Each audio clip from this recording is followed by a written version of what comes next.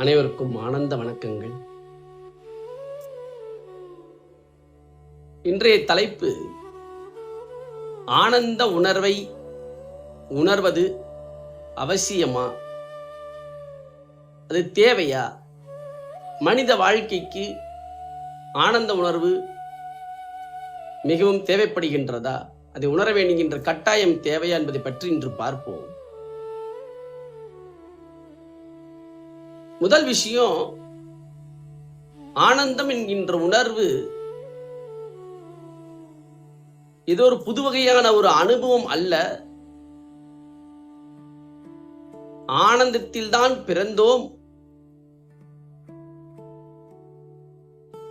இந்த ஜீவாத்மா என்பதும் ஆனந்த உணர்வுதான். ஜீவாத்மாவை படைத்த பரமாத்மா என்கின்ற பிரபஞ்சமும் ஆனந்த உணர்வுதான். பிரபஞ்ச சக்தி, இயற்கை சக்தியும் ஆனந்த உணர்வில் தான் இயங்குகின்றது. அந்த ஆனந்த உணர்வில் இருந்து தான் படைத்த மனிதன், ஜீவாத்மா அனைத்தும் ஆனந்தத்தில் தான் உருவாக்கப்பட்டது. ஜீவாத்மாவின் இருப்பும் ஆனந்தமயமானது. இந்த குழந்தை பருவத்தில் ஆனந்தத்தை வெளிப்படுத்திய மனிதன் வளர வளர இழந்தது ஆனந்த உணர்வை தான். இது சற்று ஆழமா நம்ம கவனிப்போம். ஒரு மனிதனுடைய எண்ணங்களை பொறுத்துதான் வாழ்க்கை இயங்குது. உங்க எல்லாருக்கும் தெரிஞ்ச விஷயம் அது. சரியான எண்ணங்கள், தவறான எண்ணங்கள், தெளிந்த எண்ணங்கள், தெளிவில்லாத எண்ணங்கள். இந்த எண்ணங்கள் எதை பொறுத்து உருவாக்கப்படுகின்றது, எதை வைத்து உருவாகுது. இப்போ ஒருத்தர் நல்லா இருக்கணும்னு நம்ம நினைக்கிறது நல்ல எண்ணங்கள், அவங்க அழிஞ்சு போகணும்னு நினைக்கிறது கெட்ட எண்ணங்கள் வச்சுக்கோங்க. இது எதை வச்சு உருவாகுது? இது அடிப்படை. முதல் விஷயம், எண்ணங்கள்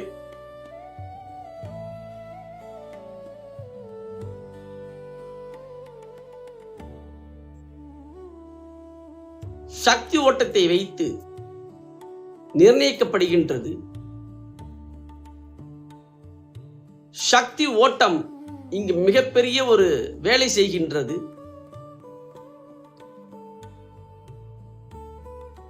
உற்சாக சக்தி, இந்த சக்தி ஓட்டம் முழுமையா இருந்தா எண்ணங்கள் சரியாக உதிக்கும். சக்தி ஓட்டத்துல ஏதாவது பிரச்சனை இருந்துச்சுன்னா யோசிக்கின்ற எண்ணங்கள் தவறாக இருக்கின்றது. பொறாமை, பேராசை, மற்றவர்களை அழிக்க வேண்டும் என்கின்ற எண்ணங்கள், இது எல்லாமே ஏன் ஒரு மனிதனுக்கு உருவாகின்றது? சக்திகளை வைத்துதான் நடக்குது.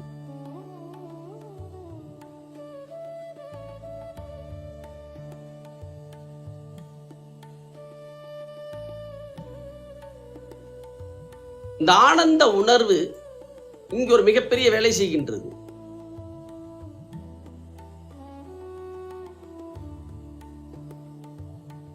சக்திகள் என்ன நடக்குதுன்னா, சக்திகளை இயக்குவது ஆனந்த உணர்வு. உற்சாக சக்தியை பொங்க வைப்பது ஆனந்த உணர்வாக இங்கு இருக்கின்றது. அது ஆன்மாவின் இருப்பு. ஒரு மனிதன் ஆனந்த உணர்வில் இருந்தால் சக்தி ஓட்டம் சரியாக அதிகரிக்கின்றது. சக்தி ஓட்டம் சரியாக இருப்பதினால் உதிக்கின்ற எண்ணங்கள், சிந்தனைகள், யோசிக்கும் எண்ணங்கள் அனைத்தும் சரியாக சிந்தித்தல் மாறுகின்றது. சரியான சிந்தித்தல் வந்தால் செயல்களும் சரியாகவே நடக்கின்றது. ஒரு மனிதன் சரியாகவும் தவறாகவும் நடப்பதற்கான அடிப்படை காரணம் சக்திகள் தான். இங்க சக்திகள் இன்டர்மீடியட்டா ஒர்க் பண்ணுது. இப்ப பேசிக்காவே பாத்தீங்கன்னா, ஆனந்தத்தை இழந்ததுனால தான். ஆனந்தம் குழந்தை பருவத்தில் இருந்தது. அதான் பாருங்க, குழந்தை பருவத்தில் ஒரு தோராயமா ஒரு 5-6 வயசு வரைக்கும் பார்த்தீங்கன்னா குழந்தையுடைய முகமும் வாழ்க்கை ஒரு சந்தோஷம் எப்பொழுதுமே தேஜஸாவும் ஆனந்தமா சந்தோஷமா இருக்கும், அழகா இருக்கும். 6-7 வயசுக்கு அப்புறம் பாருங்க, முகம் வாடி, முகம் ஒரு ட்ரை ஆகி நடக்க துவங்குது. இங்கதான் சேஞ்சஸ் நடக்குது. அப்ப என்ன நடக்குதுன்னா, இந்த எனர்ஜியோடைய சக்தி ஓட்ட முடிச்சுகள் என்கின்ற விஷயம் கிரியேட் ஆகுதுங்கிற நான் சூழ்நிலைகள் மூலமாக. இந்த குழந்தைகளை அடிக்கிறது, குழந்தைகளை சத்தம் போடுறது, இது எல்லாமே நேரடியாக பாதிக்கின்றது.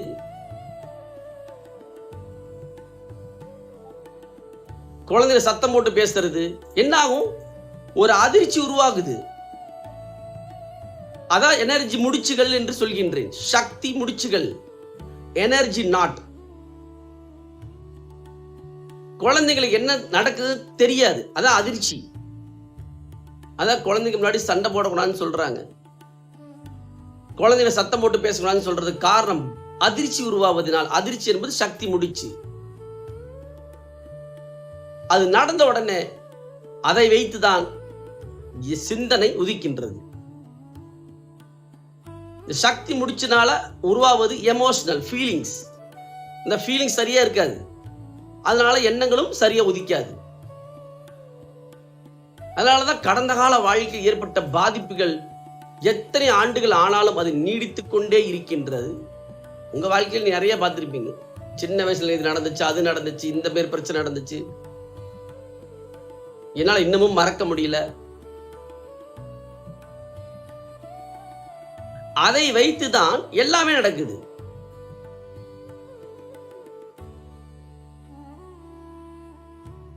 மீண்டும் பேக் டு பிவிலியன், மீண்டும் உங்களுடைய பழைய நிலைக்கு திரும்ப வேண்டும். எங்கிருந்து வந்தோமோ அதே உணர்வுக்குள் செல்வதுதான் நிரந்தரமான தீர்வு. அப்ப ஆனந்த உணர்வு அடிப்படையாக ஒரு மனிதன் உணரக்கூடிய மிக முக்கியமான ஒரு விஷயம்.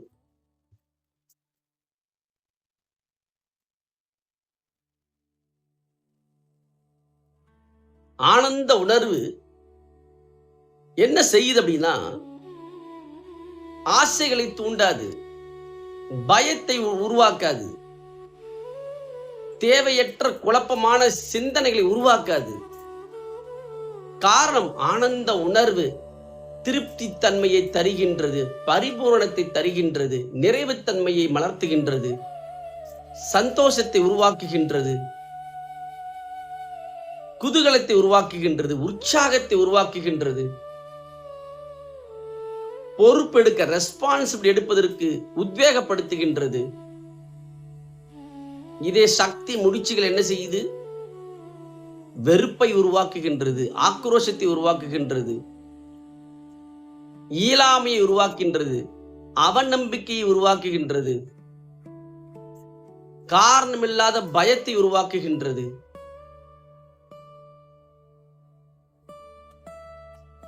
உள்ளுக்குள் ஒரு அன்ஈசியான ஒரு ஃபீலிங்கை கிரியேட் பண்ணிட்டே இருக்கு சக்தி முடிச்சுகள்.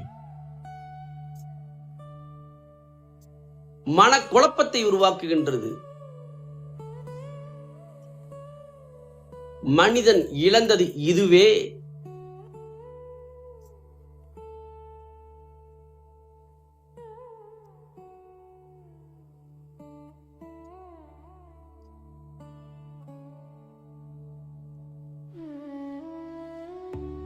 ஆனந்த உணர்வு உணர்வதுதான் முதல் வேலை.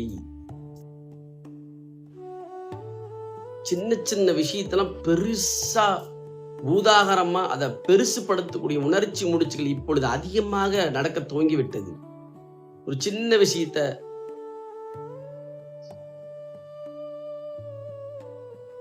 நீங்க பாருங்க, டாக்டர்ஸே நீங்க சொல்ற ஒரு ஃபீட்பேக் பாருங்க, மனதைரியத்தோடு இருங்கன்னு சொல்லுவாங்க. ஏன்? ஆதி மூலமே இந்த உணர்ச்சி முடிச்சுகள் தான், சக்தி முடிச்சுகள் தான் பிரச்சனைக்கு காரணம். நல்லா கவனிச்சு பாருங்க. நம்பிக்கையோடு இரு, தைரியமா வேலை செய், இந்த வார்த்தைகளை இயக்குவது எது? இந்த வார்த்தைகள் இல்லாததுக்கு காரணம் என்ன? இது தெரிஞ்சாதானே சரியாகும்.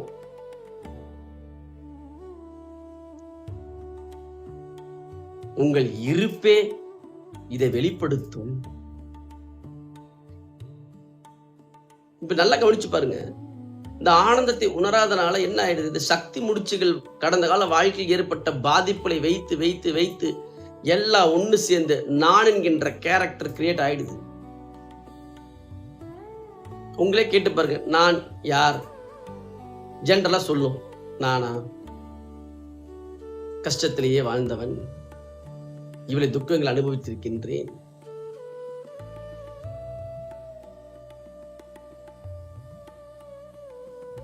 இந்த மொத்த உணர்ச்சி முடிச்சுகளும், ஒவ்வொரு உணர்ச்சி முடிச்சும் ஒவ்வொரு வகையான எனர்ஜி ஃப்ரீக்வன்சி, இது எல்லாமே கனெக்ட் ஆகும்போது ஒரு குழப்பமான ஒரு கேரக்டரை கிரியேட் பண்ணிடுது. அதான் நான் தன்மை என்று சொல்கின்றேன். எல்லா மனிதர்களும் நல்லவர்கள் தான். எல்லா மனிதனுக்குள்ளும் இருப்பது ஜீவாத்மா என்கின்ற ஆனந்த உணர்வு தான். வாழ்க்கையில் வளர வளர அவன் வளர்ச்சியில் அவன் பார்த்த சம்பவங்கள் அவனுக்குள் பதியப்பட்டு அவனுக்குள் குழப்பங்கள் உருவாகி எண்ணம் போல் வாழ்க்கை என்று சொல்வது போல் வாழ்க்கையில் நடந்த சம்பவத்தின் தொகுப்பை வைத்துதான் வாழ்க்கை நகருகின்றது. அவன் நல்லவனா கெட்டவனாக மாறுவதும், சந்தோஷமாக வாழ்வதற்கும் மகிழ்ச்சி இல்லாமல் வாழ்வதற்கும் துக்கத்தில் வாழ்வதற்கும் காரணமே அவனுக்குள் ஏற்பட்ட பதிவுகள். இதான் உணர்ச்சி முடிச்சுகள் என்று சொல்கின்றேன். சம்ஸ்கிருத சம்ஸ்காரங்கள், எதிர்மறை எண்ண ஓட்ட பதிவுகள்.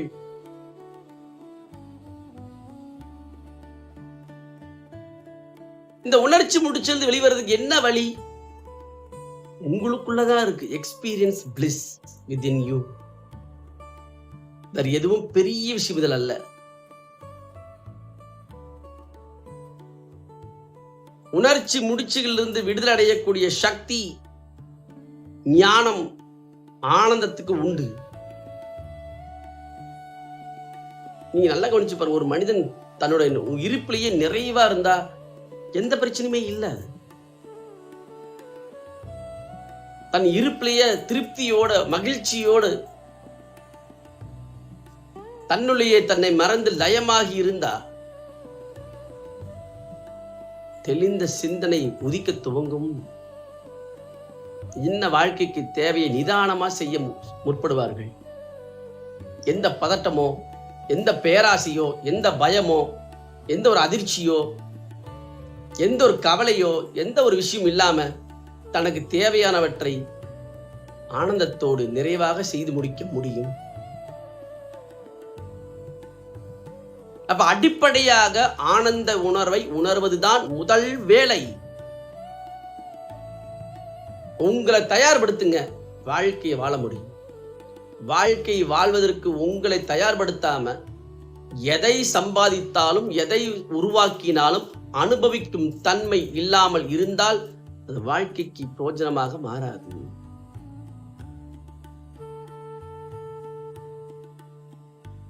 ஒரு உணவு ஹோட்டல்ல போய் சாப்பிட்றோம் அப்படின்னா ரசிக்கும் தன்மை இருக்கனாலதான் நம்ம சாப்பிட முடியுது, அதை என்ஜாய் பண்ண முடியுது. அப்ப வாழ்க்கையே சந்தோஷமா அனுபவிக்கிறா. நீங்க வாழ்க்கையை அனுபவிக்கின்ற தன்மை, இந்த உள் உணர்வை நீங்கள் தயார்படுத்தாம எப்படி வாழ்க்கையில எல்லாத்தையும் அனுபவிக்க முடியும்?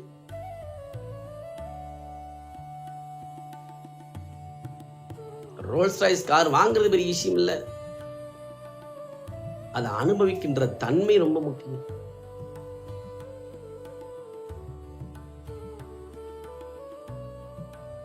ஓடிக்கிட்டே இருக்கிறது வாழ்க்கையில. எதுக்காக சம்பாதிக்கிறோம், எதுக்காக வேலைக்கு போறோம், எதுக்காக குடும்ப உறவுகள், எதுக்காக வீடு, எதுக்காக சொத்து, எல்லாம் ஒரே பதில், சந்தோஷமா இருக்குது. அதான பதில். அந்த சந்தோஷம் எங்க இருக்கு? அதை அனுபவிக்கின்ற தன்மையை நீங்க உருவாக்கணும்.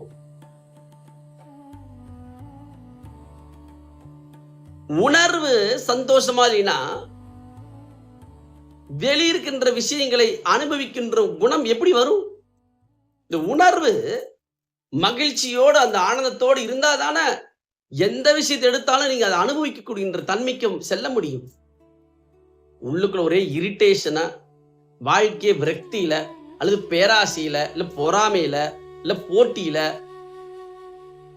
இருந்தா எந்த செயல் எடுத்தாலும் அதில் நீங்கள் எதையும் உணரப்போக முடியாது. இதுதான் ஆன்மீகம் என்று சொல்கின்றேன். ஆன்மீகம் என்பது எதையோ பெரிய ஒரு விஷயம் அல்ல. பிராக்டிக்கல் லைஃப அனுபவிக்கின்ற தன்மையை நோக்கி எடுத்துச் செல்லக்கூடிய வழிமுறையே ஆன்மீகம். ஆன்மாவின் இருப்பாகிய ஆனந்தத்தை உணர்ந்து ஆனந்தமாக வாழ்க்கையை கொண்டாடுவது. Celebrate your life always. ஒவ்வொரு மனிதனுமே தனக்குள்ள இந்த ஆனந்தமான உணர்வை உணர ஆரம்பிச்சுட்டாங்கன்னா எந்த போராட்டமே இருக்காது வாழ்க்கையில. எந்த போராட்டமும் இருக்காது, பொறாமையும் இருக்காது. காரணம் என்ன? தனக்குள்ளேயே இன்னேட் இன்டெலிஜென்ஸ், கிரியேட்டிவிட்டி, இன்ட்யூஷன் பிறக்க துவங்கும். ஒவ்வொரு மனிதனும் உருவாக்க துவங்குவாங்க. கம்பாரிசனே இருக்காது. இதை உணராம போட்டி பொறாம அப்படி பொறாமப்பட்டு வளர்ச்சி அடைஞ்சாலும் நிம்மதி இருக்காது. சற்று ஆழ்ந்து உள்ளுக்குள் கவனித்து பாருங்கள். நீங்க உங்களுக்குள்ள சுகமா இருக்கீங்களா? உங்களுக்குள்ள சந்தோஷமா நீங்க உங்களுக்குள்ள இருக்கீங்களாங்கிறது தான் ஃபர்ஸ்ட் பிரியாரிட்டி. அதுதான் ஆனந்த உணர்வு என்று சொல்கின்றேன்.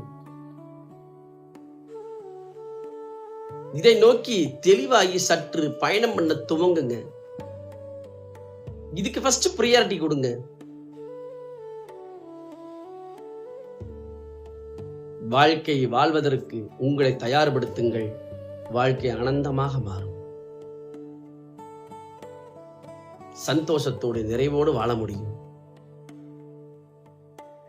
ஆனந்தமே வாழ்க்கைக்கு மிகவும் முதல் அவசியம் என்று சொல்கின்றேன். எல்லோரும் ஆனந்தமாக வாழுங்கள். ஆனந்தத்தை நோக்கி நகருங்கள். உங்க எல்லோருக்குள்ளும் ஆனந்த சக்தி பொங்கட்டும். ஆனந்த வாழ்க்கை நோக்கி நகர்வீராக. ஆனந்தமாக வாழுங்கள். ஆனந்த நன்றி.